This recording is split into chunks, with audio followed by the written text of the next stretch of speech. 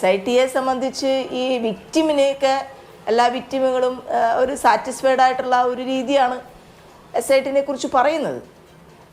പക്ഷേ മുകേഷിൻ്റെ കേസിൽ വരെ SIT ഒരു അപ്പീൽ കൊടുക്കുന്നതിനെ കുറിച്ചുള്ള ഒരു ആപ്ലിക്കേഷൻ സർക്കാരിൻ്റെ മുന്നിൽ വെച്ചതുമാണ്. ഈ കേസിലും കൃത്യമായിട്ടുള്ള മൊഴിയെടുക്കലും കുറച്ച് തെളിവുകളൊക്കെ ശേഖരിക്കുകയും ചെയ്തിട്ടുണ്ട്. പിന്നെ ഈ വിക്ടിമിൻ്റെ ഐഡൻറ്റിറ്റിയൊക്കെ കൃത്യമായി സൂക്ഷിക്കാനും ഹൈക്കോടതിയിൽ അത് കൃത്യമായി കോടതിക്ക് മുൻപാകെ പ്രസൻറ്റ് ചെയ്യാനും SIT ഇൻവെസ്റ്റിഗേഷൻ ടീം ശ്രമിച്ചിട്ടുണ്ട്. പക്ഷേ അപ്പോഴും ഇത് ബെയിൽ കിട്ടിയില്ലെങ്കിൽ ഈ ആള് രാജ്യം വിടാനൊക്കെയുള്ള സാധ്യതകൾ കണ്ട് ചില പ്രിക്കോഷൻസ് എടുക്കണമായിരുന്നു. അതെടുത്തിട്ടില്ല. ഞാൻ കാണുന്നില്ല, നമ്മുടെ ഒരുപാട് നിയമപരിജ്ഞാനം ഇല്ലെങ്കിലും ഈ ജഡ്ജ്മെൻ്റ് വെച്ച് ഈ കുട്ടി കൊടുത്തിട്ടുള്ള മൊഴി വെച്ച് മാത്രമല്ല, ഈ നേരത്തെ നമ്മൾ ഉച്ചയ്ക്ക് സംസാരിച്ചപ്പോൾ ഒരു ഡോക്യുമെൻറ്റിനെ കുറിച്ച് പറഞ്ഞു. ആ ഡോക്യുമെൻറ്റിനെ കുറിച്ച് ഞാനപ്പോൾ ആ ജഡ്ജ്മെൻറ്റ് വായിച്ചിട്ടില്ല. ആ ജഡ്ജ്മെൻറ്റിൽ DGP സർക്കാരിന് ഈ പ്രതി സിദ്ദിഖ് കൊടുത്തിട്ടുള്ള പരാതിയെക്കുറിച്ച് പരാമർശമുണ്ട്. അതിൽ കോടതി പറയുന്നുണ്ട് ഈ കാര്യങ്ങളെല്ലാം ഈ റേപ്പ് ചെയ്തു എന്ന് പറയുന്നത് ഒഴിച്ച് ബാക്കി കാര്യങ്ങൾ ഈ പ്രതി സമ്മതിച്ചിട്ടുണ്ട്, അതിൽ അഡ്മിറ്റ് ചെയ്തിട്ടുണ്ട്.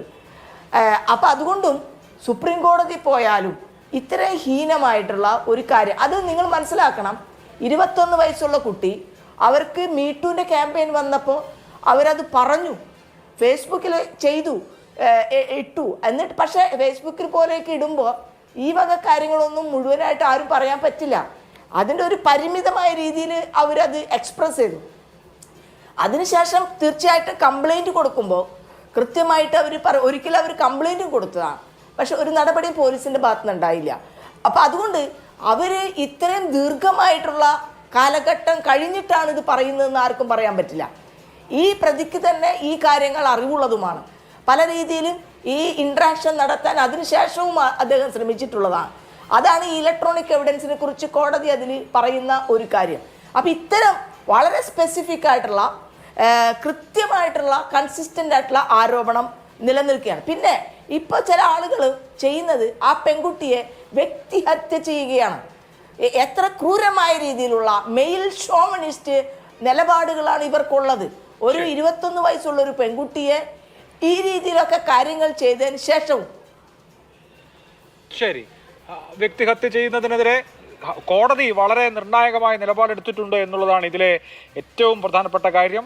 അങ്ങനെ വ്യക്തിഹത്യ ചെയ്ത് ഒരു സ്ത്രീയെ നിശബ്ദയാക്കാൻ പാടില്ല എന്ന് ഹൈക്കോടതി വളരെ കൃത്യമായി പറഞ്ഞിട്ടുണ്ട്.